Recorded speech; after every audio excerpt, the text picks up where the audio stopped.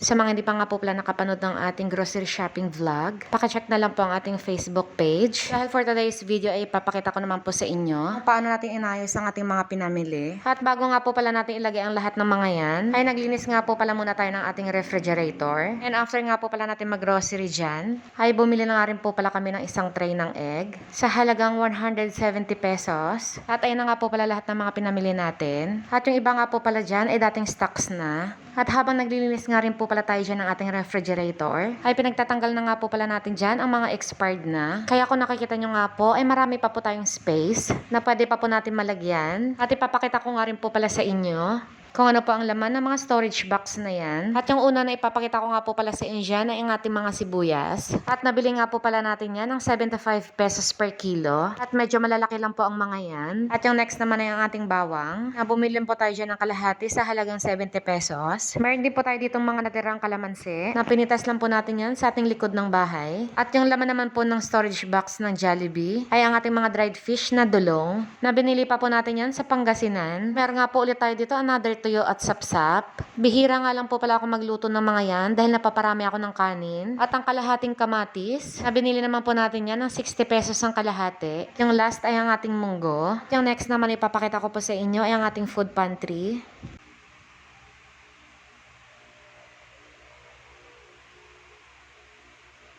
At kung nakikita nyo nga po pala yung mga alak dyan, yan nga po pala yung mga regalo ng birthday pa ni Bernard.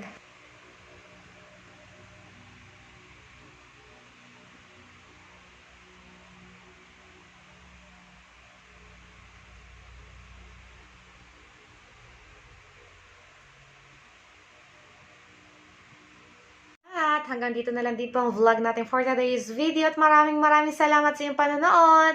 God bless! And please like, follow, and share. Bye-bye!